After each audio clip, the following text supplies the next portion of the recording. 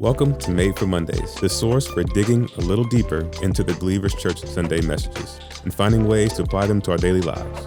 Together, let's take a deeper look and find a way to bring Mondays back to life. Well, hey there, everybody. Welcome to the Made for Mondays podcast. Good to see everybody. What we got here? I'm Heather. Nice to see you, Heather. My name's Doug.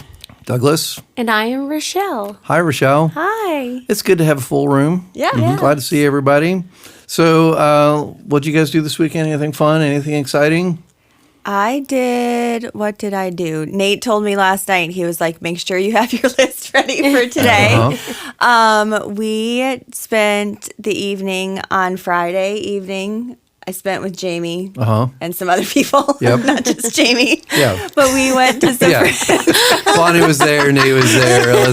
Let's be clear. Yeah, that's good. Other friends were there. Other friends. Yes. We were at some friend's house. We played some games. Very some fun. Very fun games. Yep. Very unusual games. Very unusual. But they were fun. Lots of Bonnie laughs. liked them because people didn't win or lose. They were like collaborative. And they weren't in pop nature. culture and they games. weren't she hates pop culture games, like trivia games. Yeah. That is not Bonnie's jam. So As she they really were being enjoyed it. introduced, she said, She gets nervous. I because don't know any pop culture. Yeah. So, we were watching last night. I was telling them I was watching the 50th anniversary of SNL. Yes. Yeah. And there's so many cultural big moments. And as we're watching, I'm telling Bonnie all of these things. And she's just like, she appreciates it. But she had a very sheltered childhood. So she just doesn't know any of that stuff. It's like she grew up on a different planet. It's really very interesting. Yeah. So we did that on Friday night, Valentine's Day. And then Saturday, we were kicked out of the house because Spencer and Kendra hosted their supper club I went at to your our house. I went to your house on Saturday, fully expecting to see you again. But you but did you weren't not. there. Yes. Yeah. But we went to see the new Captain America movie. Oh, yeah. And we really enjoyed it. I won't give any spoilers, but I did really enjoy it. We saw that with Trey. Nice. So we did that. But then I was preaching Sunday, so it's pretty. Stay pretty low key on Saturday when that's happening. Yeah. Yep. And that's about it. That's cool. That's How about you, Douglas? Oh, we had a karaoke gathering at the in-laws' house. Oh, So it was boy. very fun. Yeah, You Rachel's love singing. I love it. It's so much fun. I love karaoke. Let's be really clear. So it was great. We sang some great songs. Okay, so, maybe not before your last one, but recently you asked for some karaoke choices. Yes. So what did you sing this time? So we sang Linkin Park, which was some of the suggestions, which was really fun. What? Yeah, it was How did really that good. go? I thought it went great. Karaoke is so much fun because, in the moment, you just like feel the energy of the room and you're having a good time. And then you watch somebody else do it and you're like, oh no, is that the way I look and sound? And it's very funny. So, but So maybe the better question is, how did it go over? Oh, it was great. Everybody was like, people were into it and they were singing. Nobody was like leaving, walking out, finding something else to do. How many people are at this event? Oh, so Rachel had some family in town from out of town. So we kind of did it for them. So we had 4, 5, 6, 7, like 10 people there. Okay. Yeah. Fun. So it's enough people where it's fun, but it's not too much where you never get a chance to sing. So if you want to sing a song, you can sing a song. Yeah. So everyone gets a shot at this? Everyone who wants to. Okay. So we start by kind of like choosing songs everybody wants to sing, and then we do something we call a karaoke roulette, where we play a song from like a time period like the 90s. We'll play a song and we play it through this like karaoke YouTube channel, and then we just let it pick the next random song. So when the next song comes up, somebody has to sing. That's So if you like the fun. song, you jump up there. If you don't, we force you to sing. It's great. Oh my gosh. So what was the craziest song that someone sang? Oh man, that's a good question. I Need a Hero by Bonnie Tyler. Is that? I need a hero. Yeah, that song. Yeah. Rachel and Noelle sang that, and they were really getting into it. It was very funny. That's awesome. I never listened to the lyrics of that song, too. It sounds like Lord of the Rings, like a love story, Lord of the Rings. It's great. That's incredible. Fun. Yeah. So fun. How about you, Super Rochelle? fun. Wished I was doing karaoke. I love some karaoke. No, we had a really fun Valentine's Day.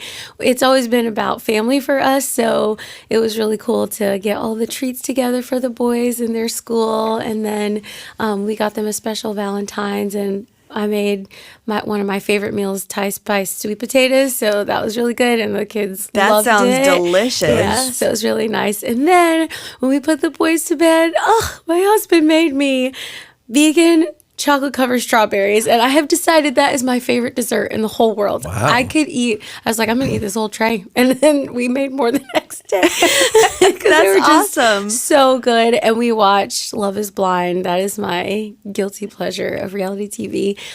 Yeah, we binged it this weekend. So watched fun. all of that. So it was a good time. And then Saturday was really chill, really low key. We just had a hair appointment for Kai to get his hair retwisted. So it's always nice to hang out at BU Beauty, my sister's salon. and do Very that. cool. Yeah. Very fun. What'd you do, Jamie? Well, I did what you did on Friday, and then Saturday I went to your house for the supper club, which was really, really fun. We had a great time. It was a French-themed meal, and it was very good, and the company was great. It was just a really great evening. They did a great job with it. And then during the day on Saturday, we picked up Trenton and Esther and brought them to the house for a handful of hours, and that was fun. And I'm not really, I'm not a big fan of babies. It's just, There's more, guys. There's more. It's kind of like, it's like the opposite with cats. So like, I don't really like cats, but I like kittens. Yeah. I don't really like babies, but I like toddlers. Yeah. Yeah. So like Esther's just so much fun to be around. Trent just scares me.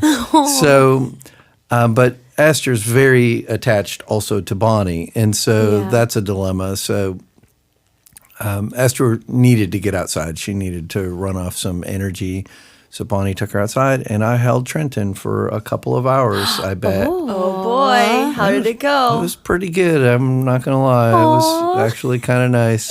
He can't do anything. So, like, I looked at him for a little while, and then I thought, well, I might as well.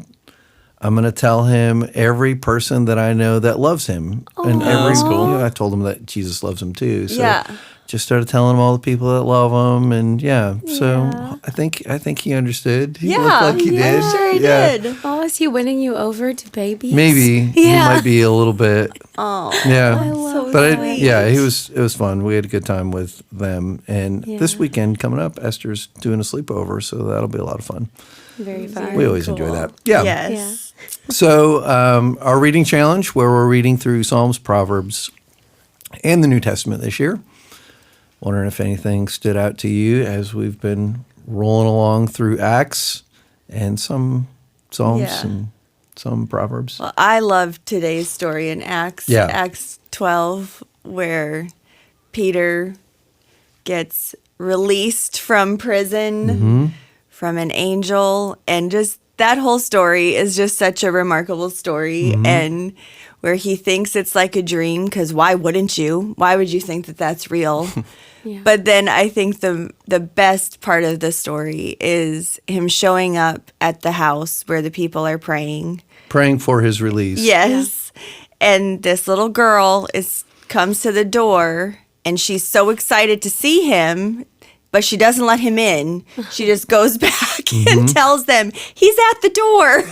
And they don't believe. And they don't believe. Yeah, no, he's in prison. her. We're praying for his release right now. There's no way he's There's no way he's at the door. They don't believe her that she's like, okay. Like, just that whole thing. It's like just humanity, just the way that it's like, even in scripture that way, it's just everything about that is like, I think, just so good about our Bible. It's like nothing about that is like, if it wasn't true, it would be so much more fabricated. Yeah.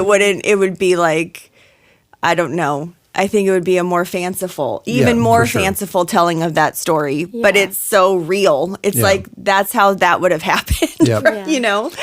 Yeah. I just love it.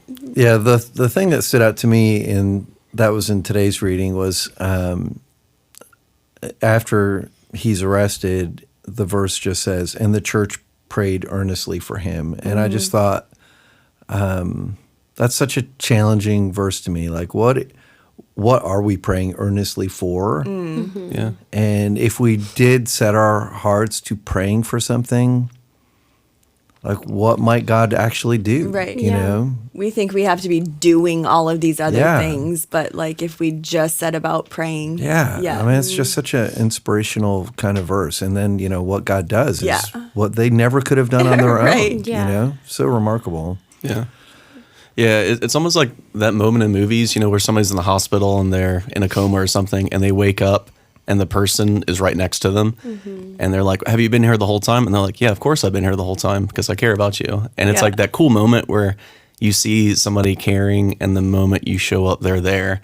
It's kind of like that moment too, like he's released and he gets there and they're praying, and they've been praying the whole time, Yeah. just showing that devotion and the relationship they had with him too, which is like really cool. You want to see that. Hey, cool, I'm here, and these people care enough to like sacrifice out of their own time, their own lives to like petition for me. That's just really exciting. Yeah. And it showed the connection and love that they had for each other back then and today as well. Yeah. Really good. Yeah, that's one of my mom's best pieces of advice that she gives people, especially like young couples and that sort of thing. She says the best thing you can do is learn to have a space where you can be on your knees praying, because it just steps into so many spaces and does supernatural things. So for us to access supernatural results, we got to tap into that divine connection that we have and things that only God can do. So. Mama Cheeks. She knows what She's talking so about. wise. So wise. Yeah. So this week we continued week number 2 of our series, Is Forgiveness Out of Reach? And this series is it goes kind of deep, and it hits kind of, some of the conversations that I'm having with people around the topics, both in our B group and just out in the commons. It is really hitting people in some deep places. And so just be mindful of that as we're going through this series. I think it's good to lean into that, because it's in those places of discomfort that God can grow us and shape us. But also, you may need to enlist the support of some people to walk alongside of you, and that may be, close friends. It may be, professional therapists who can walk with you through some of the stuff. But just knowing that, I think, it has the potential to really bring up some stuff. And we got a question related to that from someone who's relatively new to Believers, and they sent this question in, and I think it kind of strikes at what I'm saying here. She says, "Since Believers strikes me as a very real church, I need to know, what do we do if the person we are trying to forgive just so happens to be God? Are we allowed to feel hurt by God and even angry at God?" And then goes on to describe a situation that was just very difficult, and from their perspective, God is at the epicenter of what's wrong. So, thoughts around that? Yeah. Yeah. So, we see stories like this throughout the entire Bible. So, like you were saying earlier, Heather, the Bible's so very real and honest, which makes it so much more believable. You see stories of people who felt like they were abandoned by God. Yeah. Who, proclaim, "My enemies are after me. They're at my doorstep. God, where are you? You said you would protect me. You said you would be here for me, but now I don't feel you." Yep. David, even in one psalm, and I apologize, I can't remember which one it is, but he said, like, "Where can I escape from you, God? I can't get away from you if I go up into the sky, or if I go down to the earth, or if I just try to avoid you here." So there's tension there where you can feel him like, "God, I know that my relationship with you is important, but I don't feel it right now, and I'd rather just get away from you. But where can I hide from you? You're everywhere." And on occasion, he would say, "Are your arms too short that you can't reach down?" Right. Oh man, yes, yeah. Yeah. So there's that tension in that where he has a relationship with God, and yet because of what's happening in his circumstances, he feels like this God who he thinks loves him doesn't love him anymore. But he always kind of ends those psalms and those prayers with like but God, I know that you're here for me. So here's how I feel, and this is my wrestle, Yep. and this is where I'm doubting, but this is what I know to be true. And I think he's trying to reconcile those things. God, if I know that you love me, I know that you're there for me, I know that you're in control, yet I'm experiencing something where I feel like those things aren't happening. How do I survive in the tension? Yep. And I think that's that place where we kind of live, and that's where prayer and community and having a friend who's able to listen and just walk alongside you, I think is so very important to wrestle in the tension, and that's okay. I think a lot of times we try to avoid that tension because it's not easy. It's much easier just to dismiss God, or just to have this kind of like almost like a blind faith, like a overly optimistic but not real kind of outlook on things.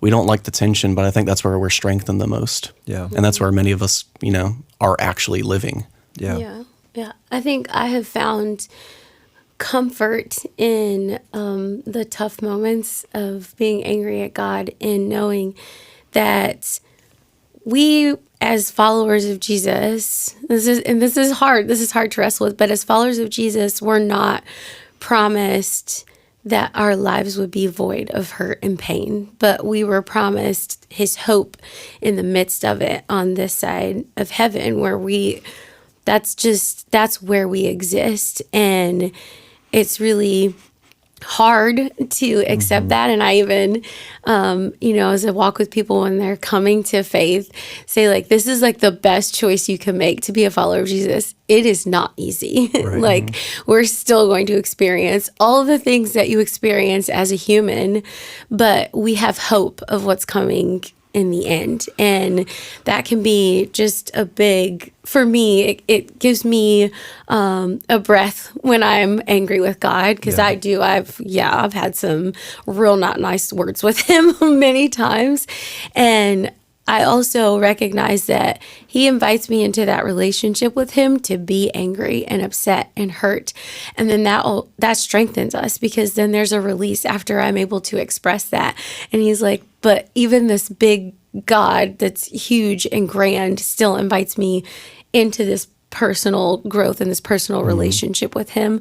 Yeah. And then to experience like forgiveness that he gives me for all of my faults. Yeah. And then how do I extend that to him, and that's like a big spiritual journey to go on. But I think it's accessible. I think it's more accessible in community with other believers. It's really hard to do on your own. Yeah. So I would say, even when I'm facing those moments, leaning into people who are safe to talk about that anger with God, and help have them pray me through that. I was talking to someone right after service yesterday, and he has a very, very big hurt that he's been walking through for a long time, like a big hurt like the one that this gal described in the email, and one that does require working through hurt with God himself kind of stuff. Yeah. And he was just sharing some of like where he's at like today with me, Yeah. And that was one of the things that I was telling him. Like, I think it's in those spaces when you're able to have like just saying the things out loud, to someone else, when you're angry with God and when you're angry with someone else, and all of those like hard feelings that you're trying to untangle and just understand. If you're keeping it all inside and trying, like having it in your head and having it like eat away at your soul, like that's where the enemy can just kind of gnaw away and allow you to just rot kind of. But when you are able to get it out and say the thing, even saying it, there's like this release and this thing that allows it to not have a hold. Yeah. And it it just loses some of its power even in that. Yeah. And having that space to do that with somebody just brings some of that, like a little tiny bit of breath to what you feel like is so suffocating. Yeah. Yeah, I love that all of you kind of hit on the importance of sharing that with someone else, because it does take some of the power out of it. And it also makes you realize I'm not alone, Right. Yeah. which I think is such a big deal. A resource that I would highly, highly recommend around this subject is Philip Yancey's book, Disappointment with God. So good. It is such That a good book. And I mean, I'll let you know, like, it is not a trite Christian response to, like, you finish the book and it doesn't feel terribly resolved. No. But Yeah. he does walk through just a lot of the dynamics of what do we do with this? And I found that book to be just extremely helpful. So that's a resource that I would highly, highly recommend to Jess, who sent in this question, and anyone who's struggling with hurt with God. And the question, can you be angry at God? Yes, you can be. Certainly can be. And there's multiple people in Scripture that displayed that on several different occasions. I mean, think about it. Moses certainly did. Job certainly did. David certainly did. Those are giants of our faith, Yes. and they didn't stay there. They wrestled with it, and I love that you kind of shared that too, Rochelle. Just like, man, the process of that.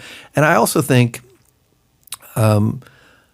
popular Christianity has done a disservice to many people by setting them up with unrealistic expectations of, trust in Jesus and everything's going to be great, healthy, wealthy, wise.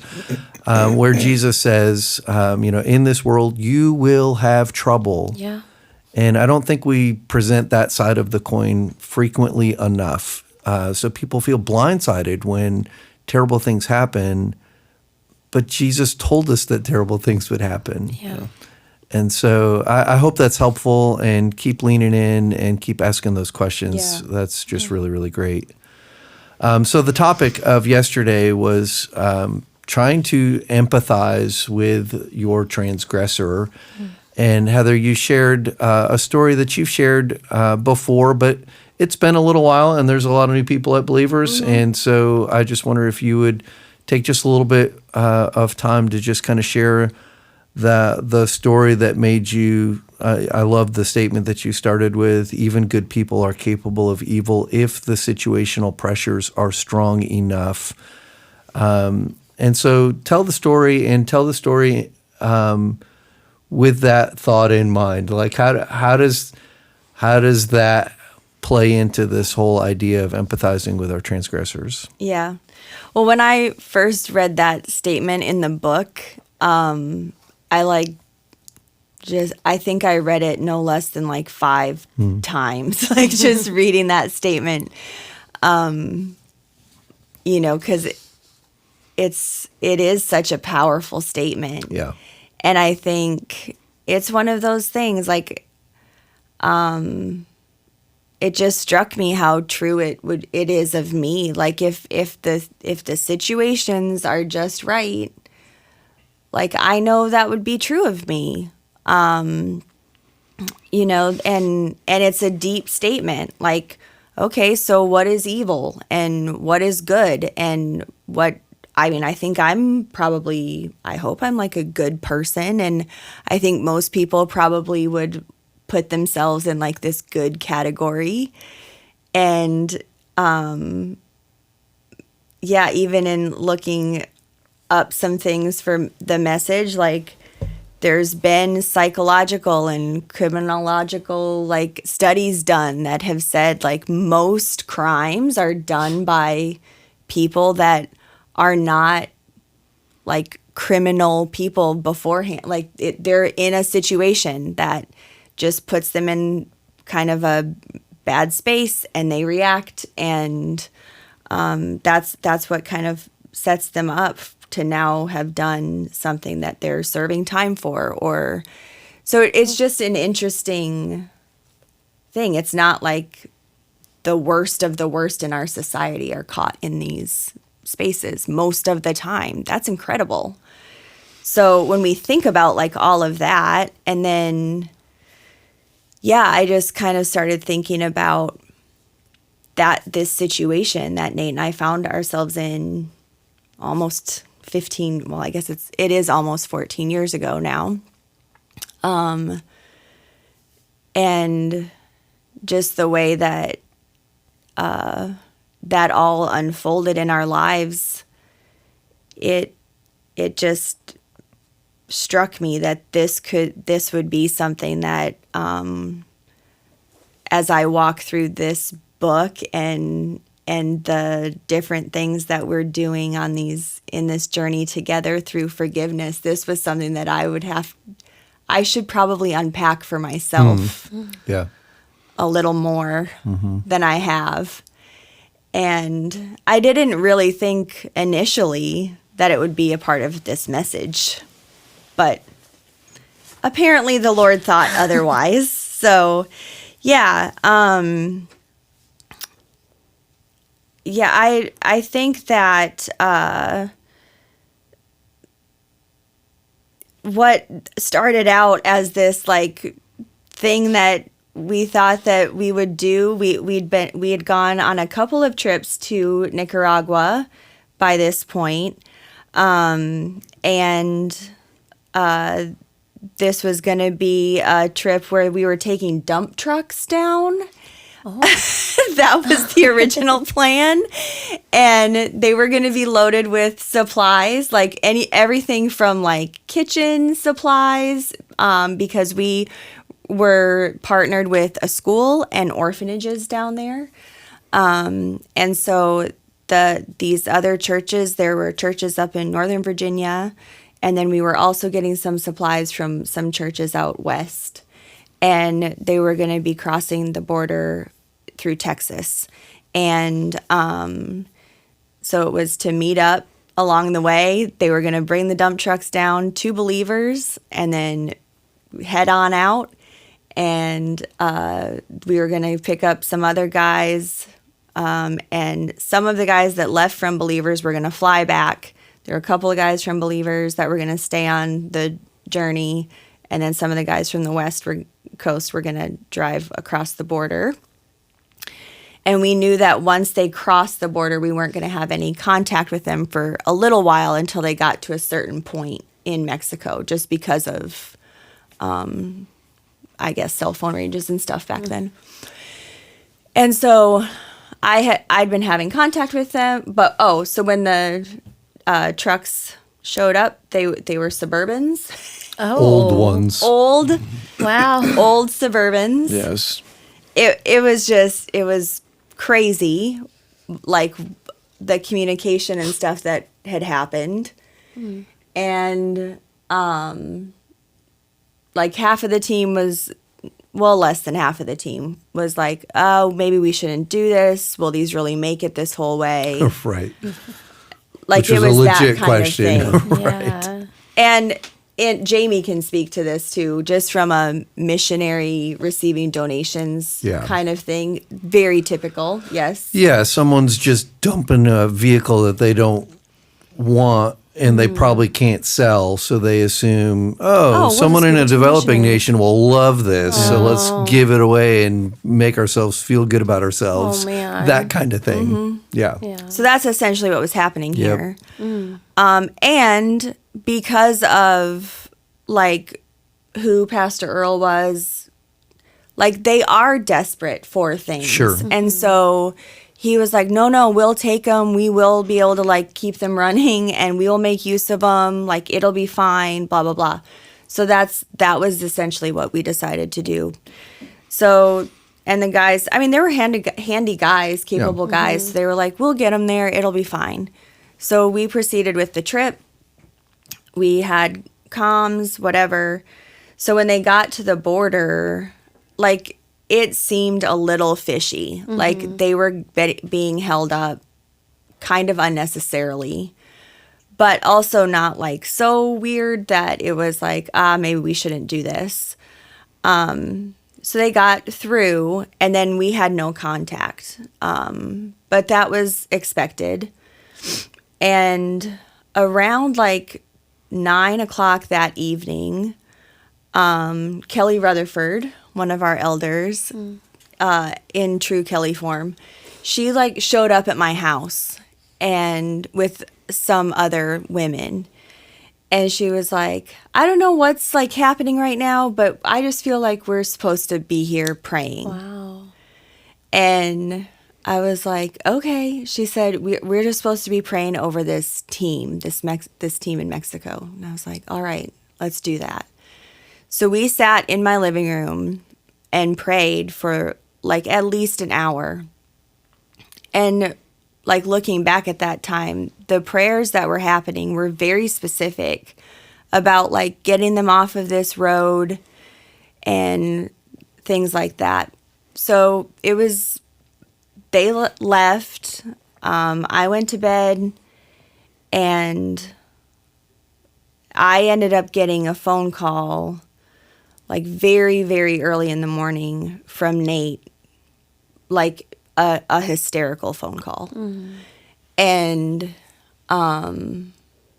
they had finally gotten to the community that I talked about yesterday, and he was able to let me know. It was rather short, but just able to let me know kind of what had happened. And that he was okay. And that he was okay. Yeah.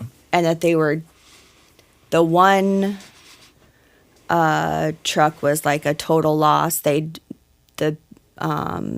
cartel had taken a bunch of stuff, and the truck was just done. Like they couldn't even get it to run anymore. The other one, they were trying to get working in that community and then get them to the place where we would get them home. So I had to go in. That was going into Sunday morning, and tell Jamie what had happened. We were going to be going into that service and telling people, like, they made it to Honduras. Mm. And that's not what we were doing. So that was just, the whole thing was just wild. And then I was able to get to Nate and another guy on flights into Norfolk, and I had to go pick them up, and like picking them up and seeing them was awful. Yeah. And great. So great.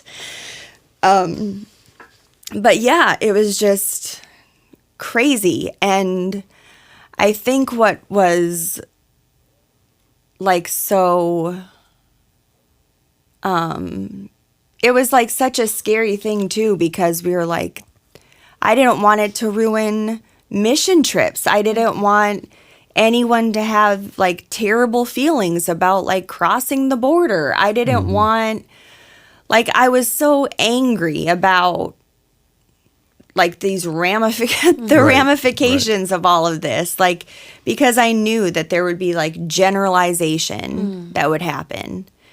And yeah. So I think it just, all of that, and that's what we were like having to deal with too. Like, how do we be honest about this story and not instill fear in things that were happening, but keep moving forward and doing what we're supposed to be doing with that. Yeah. So that's a little bit of the background story of Mexico. And stuff. so that led you into, you shared more of like what you were experiencing outside of that was something very positive, that you were headed towards this coaching network, and you end up meeting this communications director from a church in Mexico City, and how it cross-pollinated with all of these things that you were experiencing at the time. So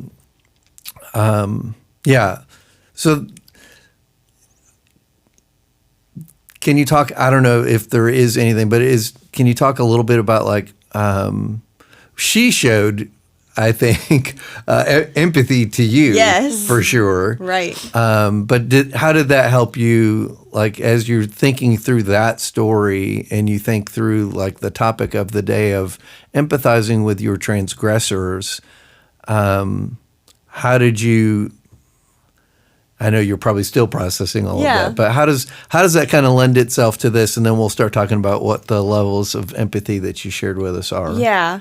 Well, I think for me, what was so striking in all of that was, like, I grew up in a very multicultural environment. Mm-hmm. And so, like, I was a military kid, and so I lived in a lot of different places. And then in late junior high and early high school, I was in Brooklyn, New York. So in a lot of my spaces, like in my experience, my school and stuff, I was actually most often the minority person in those places. So my, like, response in that, when I was, like, experiencing this physical and, like, like a visceral response going through that neighborhood after that, like, that was so jarring to me. Like, what felt like this panic attack was so out of anything that I had ever experienced before,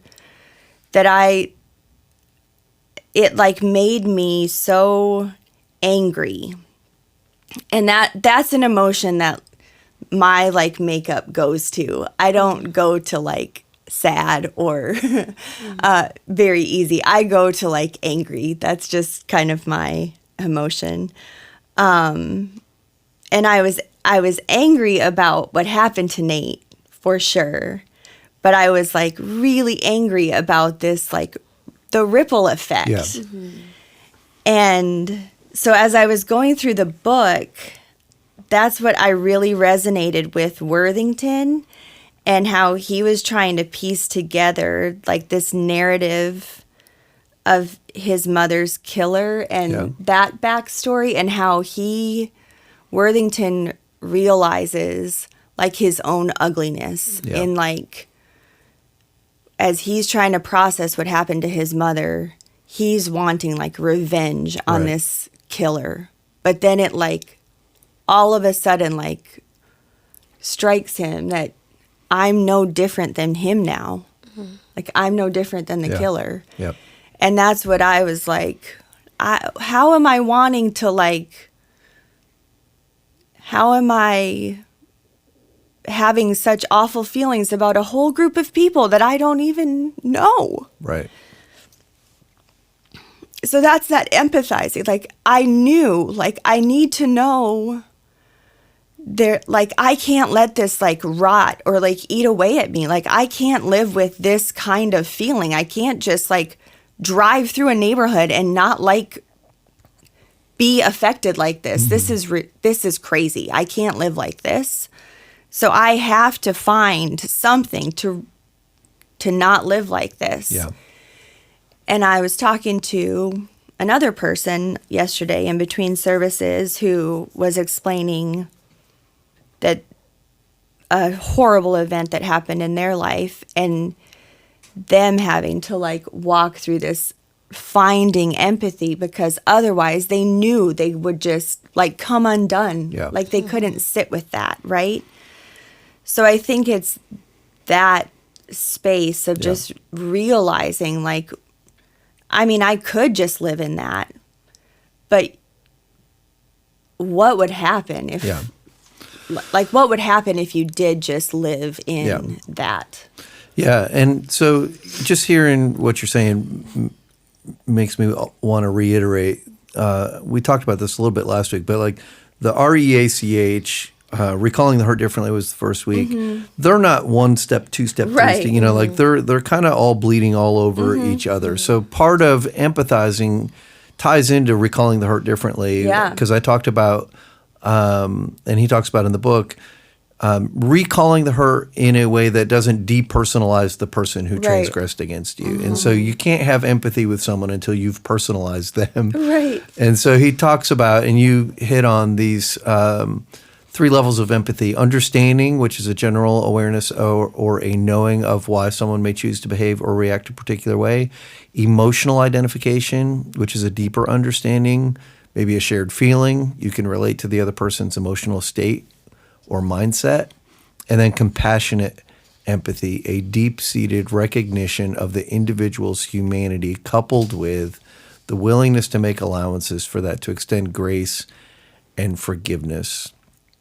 So I don't know if you want to talk about those a little bit. And then you also talked about how Scripture is this God's story of empathy towards us, which I thought was just such a powerful thought. So, yeah.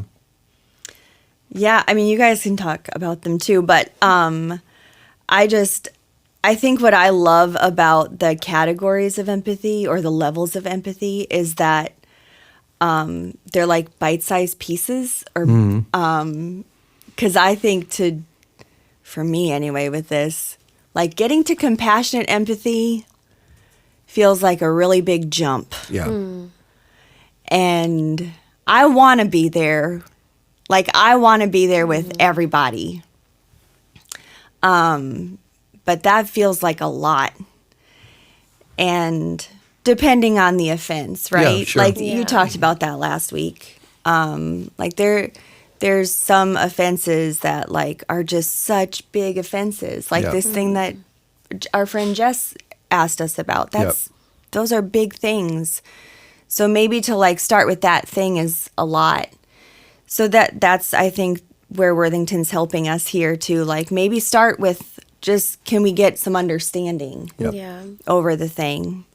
I don't know. What do you guys think about that stuff? So this reminds me so much of the many times in Scripture where God asks us to examine our hearts, and like that being a tool for empathy.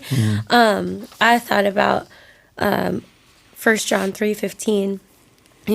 John says, "Everyone who hates his brother or sister is a murderer, and you know that no murderer has eternal life remaining in him." Wow. And it's just like, I didn't have to murder the person. I hate them. Like, that is in my heart. And like, how does that help me empathize with a murderer? And then in Matthew 5:27-28, you have heard it was said, "You shall not commit adultery. But I say to you that everyone who looks at a woman with lust for her has already committed adultery." So it's like that he's like, we're constantly drawn back to, you may not act in the way that you think you're comparable to the offender, the transgressor, but like it's in all of our hearts. Like we are all simultaneously sinner and saint. And I think that those are examples, that Scripture gives us about empathy, and like feel it in your heart because it's there. And those situational pressures were the things that caused that person to act out in a different way. Yeah, so good. Yeah. So helpful. Yeah, Heather, you mentioned in your message some examples of Jesus forgiving like that and empathizing. And I think the big one for me is Peter. Yeah. Like, Jesus calls that out ahead of time. You're going to deny me 3 times. And yet he still has that relationship with him. And to me, that's so difficult. Like, if I were to know that somebody was going to betray me and know the way they were going to do it and know when it was going to happen, would I still be close with that person? Yeah. And Jesus still has that conversation. And even that conversation is one with compassion. Yeah. Like, I know you're going to do this, and yet I know why. I understand, because, like, you're going to be afraid and you're going to be worried and you're going to see all these things and it's not going to make sense to you. And I'm going to be dying on a cross and you're going to wonder, was he right? Like, I followed him, I saw these things, but was he right? And I think Jesus understood that empathy to that level where, like, this person is going to react in a way that I wish they wouldn't, but I totally understand why. Yeah. And I think that's so very powerful. So, like, I don't know, man, when I try to empathize with others, I think of like that, like, can I treat people the way that Jesus treated them? I know this person is going to upset me. They're going to betray me. They're going to let me down. Can I still be close with them, knowing this is probably going to happen at some point? Can I still be close and have that relationship and have compassion for them? And I mean, that's what I'm working on, like realistic expectations of others. And even when they mess up, to create an allowance for that mess up and create space in our relationship for growth and healing and forgiveness. I think that's what empathy looks like. Yeah, that's so good. So good. And yet so hard. So Yeah, impossibly hard. So hard. Yeah. I know impossibly hard. My flesh, my humanity goes to no.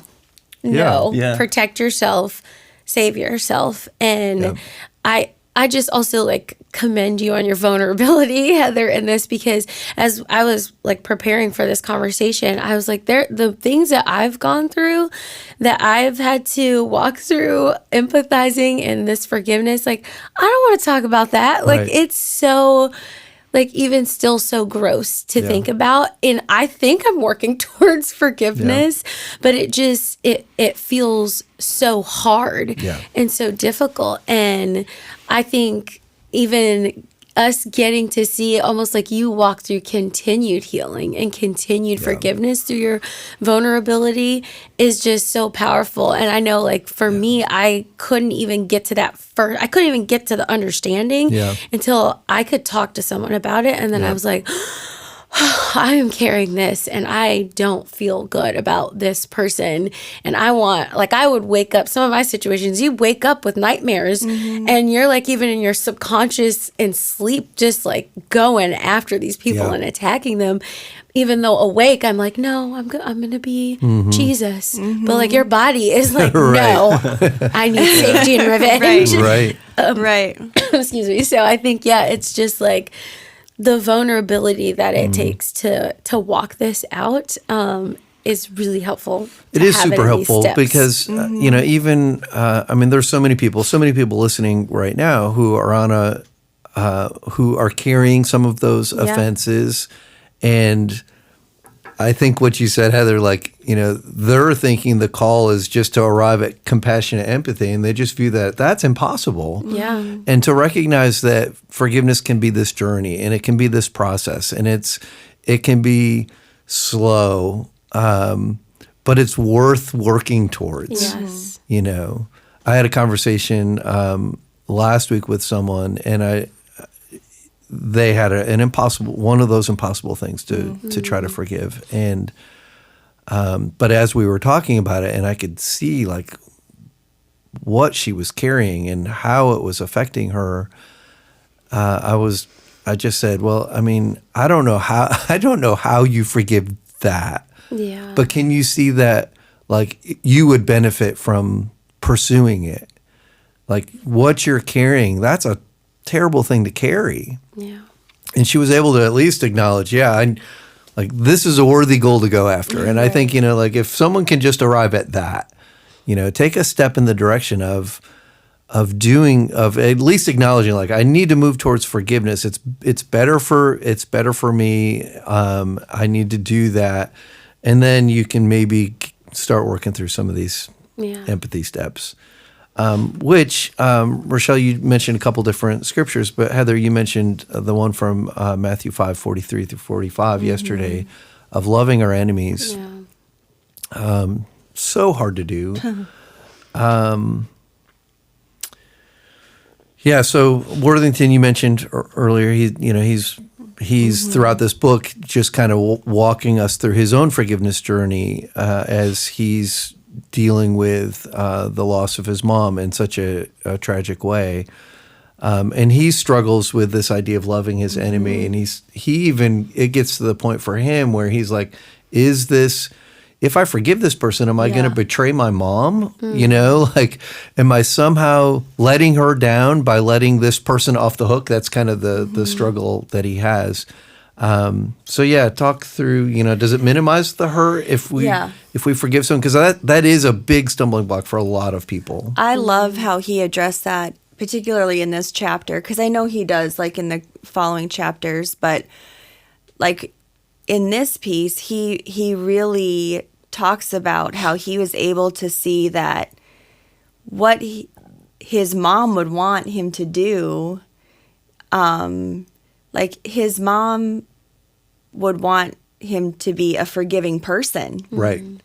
Like, so he's actually honoring his mom by walking out forgiveness. And if he's harboring or becoming revengeful or like bitter and angry all the time. Like if he gets to be this like rage-filled person, like that's not who his mom actually raised him to be. Yeah. She raised him to be a grace-filled, kind, forgiving, generous person. And so that's when he's being that version of himself, that's the most honoring he can be to her. Yeah. And so like just being able to again like walk through those different like pictures of who would she want me to be? Yeah. Like, well, not that. She Right. wouldn't want me to be that. Yeah. Like that was such a freeing thing for him to realize. Yeah. So the big idea, when their humanity is recognized, I can compassionately empathize. Doug, you mentioned in the review, what a sticky. Yeah, no, it was good. So I was meeting with students after the service on Sunday, and they were quoting the big idea without looking at their notes. Oh, And they had a that's so lot of good notes. good. They opened up their journals. They have all these good highlights in there. And they were just sharing that. And they talked about one from last week, too. I think somebody said, oh, yeah, that kind of relates to last week's big idea. And they're like, what was it? And somebody just yelled it out. I was like, there we go. This is amazing. So, yeah, I think just that idea, though, really resonated with them. And we had such a good discussion around forgiveness and what it looks like and how to empathize. Somebody said, like, what's the difference between sympathy and empathy? And that was like a whole deep dive there. It was so very good. So, yeah, great. yeah, thank you for an amazing big idea. Yeah, for sure. So what is the difference between sympathy and empathy? Oh man, we didn't figure it out, but I think somebody said that sympathy is when you feel bad for somebody else, but you're thankful that you don't have that same thing. Yeah. So somebody's going through the struggle, and you're like, oh, I feel bad for him, but I'm glad it's not happening to me. Right. Empathy is when you step into that world and Yep. you allow that to happen to you as well. You share their burdens and you carry it with them. So Yeah, oh boy, that's so powerful deep. because I'm glad you shared that because that is the step Yeah. here, you know. So, to be able to step into your transgressor's world, with them, that's just so powerful. And you gave several steps that Worthington talks about in the book of ways that we can do that we can enter into someone else's world, our transgressor's world. So you want to address any of those in particular? I mean, he spends quite a bit of time talking about just praying for the gift of empathy and specific to the whatever offender you're like working through, which I think is really important. And so, like I think a lot of us who might be like going through this series right now, and as we're sitting through a message and we're having like people pop into our minds or situations that are like coming to mind, we can easily just start thinking about like, well, how am I going to do that? And how, what am I supposed to do with all of this? And I would just like really encourage you to like pump the brakes, pause, and just like stop asking the questions and just start praying. Yeah, pray for those praying. what did Jesus say? Like, pray for those who persecute Yes. you? Yeah, like, boy, what a good first step to take, Yes. because that's what Yeah. Jesus specifically told us to do. Yeah, because I think when we start like rushing to all of those questions and trying to figure out all So of the good. answers, like even just going back to the scripture that we were talking about at Yep. the beginning of the podcast, like Earnestly pray for. what did they do first? Like Yes. before doing anything, they just started praying and God showed up. Yes. Like let God do the work before and then he'll like give us a pathway. Yeah, I love so I that. think that's really important. It's amazing how prayer will change the way that we think about somebody. Right. Yes. And it changes the motive. So like even if I went right to the action of forgiveness, but if the motive wasn't right, like Yeah. nothing has happened. Yeah. Like it looks like I'm forgiving, but deep down my heart isn't ready for Yeah, it. you're because not the going to prayer arrive isn't at that there. place where you have feelings of forgiveness, Yeah. which is what this whole reach thing is. The goal, the intended goal Yeah. of this isn't just that you make the decision to forgive, but that you have a heart change of forgiveness, which, Yeah. I love that, Doug. Yeah, it's good. So, and then the writing a descriptive letter. So this is a really hard Yeah. thing, because this isn't like me writing an apology letter or like of forgiveness or anything. It's like actually writing a letter from the transgressor's point of view. And that's like a So really what would they say different- to Yes. you as they describe what transpired? What would their perspective on this Yes. whole hurt be? And that's a very different thing. Yeah. So, like, in our case, if we use the Mexico story, it's to, like, have that situation of, like, some of these boys, and now we say boys, like, that were holding them hostage, like, they probably had, and Worthington says this, like, you might not know. You might have to, like, kind of piece some of the story together. But they may have had some family members of their own that were being threatened, or some situations that, you know, were very similar to, like, well, if you don't carry out this task, this thing is going to happen to your family. So, you know, you need to, Yeah. we know that this truck is coming. It's full of supplies. We want those supplies. So, like, there's a story there that is very plausible. Yeah. So it just, like, gives a whole new perspective to what could have been happening. And those kinds of things. When I was reading this, and we've talked about this before, but Beth Moore has walked out forgiveness with her dad in a wild situation, and her memoir is highly recommended. Highly. Especially on audiobook. Yes, It's so 'cause good. She narrates it. Yeah.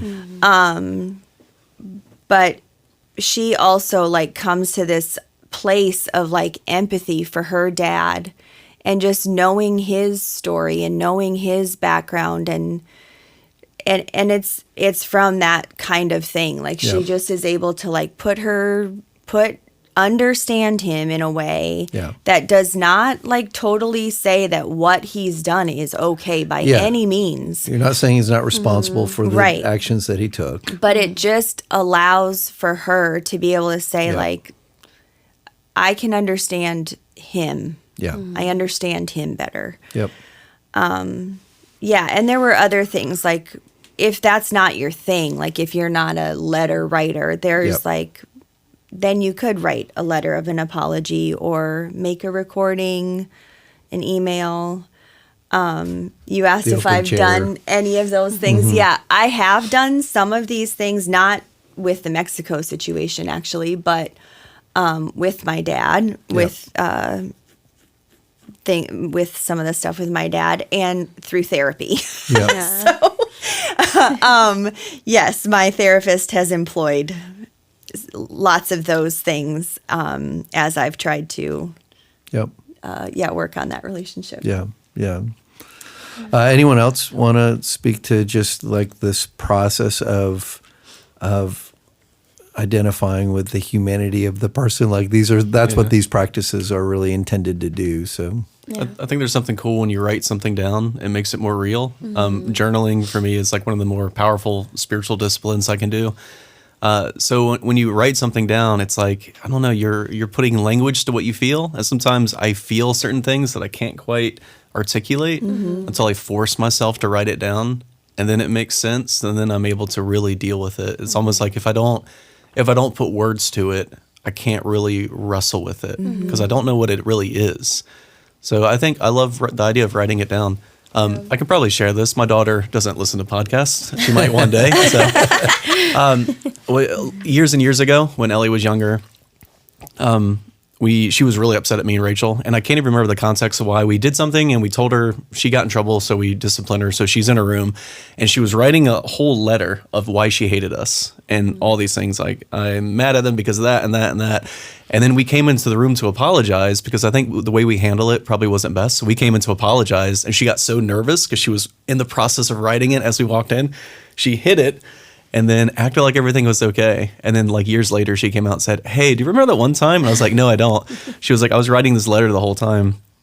And I think she actually showed us the letter. It was actually like a really like funny kind of moment after with the fact that, but for her, it helps her to deal with it. Yeah. And try to work through it. So I think that's huge. helpful too. Just, processing hurt that's part of how you get healing in hurt. That was one of the reasons I started talking to a counselor a couple of years ago, was just like so much loss, and I didn't know how to process loss. And one of the ways that you process loss or process hurt or whatever it is you talk about it. You put it out there, you get it out of your head or out of your heart and somewhere else, so you can look at it and experience it and feel it, so that you can move past it.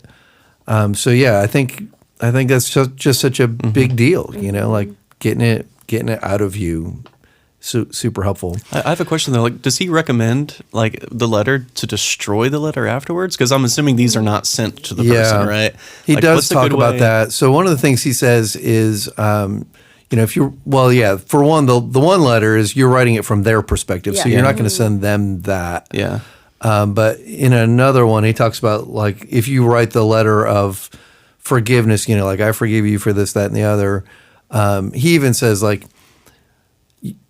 it's not always you're not always going to send that letter because like it may not be advisable. It may be someone that you're not going to be able to reconcile with. So like the purpose of that kind of gets lost, or it may even be someone that doesn't even know that they've hurt you. And Yeah. if they get a letter from you saying, "I forgive you," well, you just caused some hurt yourself. Here's all the reasons why. Oh Yeah. So they're not always advisable to send. It depends on the context and situation, I think. Yeah, that's good.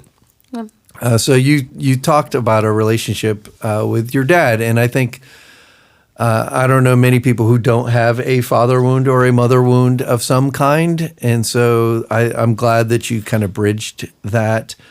And as long as I've known you, we've shared some of our father wound stories with each other because there is some similarities. So can you talk just a little bit about developing this empathy for your dad in a relationship that's just been a little dicey through the years? Yeah, it has been a little dicey through the years. He and I are in probably one of the better places that we've been through the years. He's a retired Navy chaplain. He was a pastor when I was growing up. And that had its own challenges too. Just, I think any kid being a pastor's kid, there are a few of us in this room right now. My kids are fine. Rochelle was a pastor's kid too. So there were just challenges in that too. But we just he wasn't raised in the church. He came to know the Lord later in life. And so the more that I've, like, as I shared a little bit yesterday, I think just the more that I've been able to be in therapy myself and work through some of these things, and come to an understanding of his family origin and his life, and then being a parent myself, and like just my own maturity and stuff. It's just helped a lot. Having other people that have some shared experiences, and doing life with them has been helpful. Being able to like express things to my dad honestly and have really hard conversations and not bottle things up, even though there have been times when different boundaries have been put up, has been I think good, even if it's been difficult. I think it's worth mentioning too. I shared this with my group this past week, but you've been working this out with your dad. Yeah. For me, most of my working out with my dad was me doing internal work. Yeah. Because my dad was oblivious that that I was a walking wounded guy, So like I never really had those difficult conversations with my dad. I just worked on like understanding who he was, why he was who he was, looking at his family of origin and how that shaped him and the pressures that he had and the decisions that he made, and recognizing that he wasn't out to get me. He was responding to difficult stuff, and I got to a place where I released my dad from a lot of the hurt that he had caused me, and my relationship with him dramatically improved. Yeah. But I didn't work that out with him, so it can look different for different people totally. as we kind of work through this. Yeah. So I think it's just helpful that's very to kind of helpful. understand. You read the verse Ephesians 4:31 and 32. I wonder if you would read it again, and then we can discuss it a little bit. Get rid of all bitterness, rage, anger, harsh words, and slander, as well as all types of evil behavior.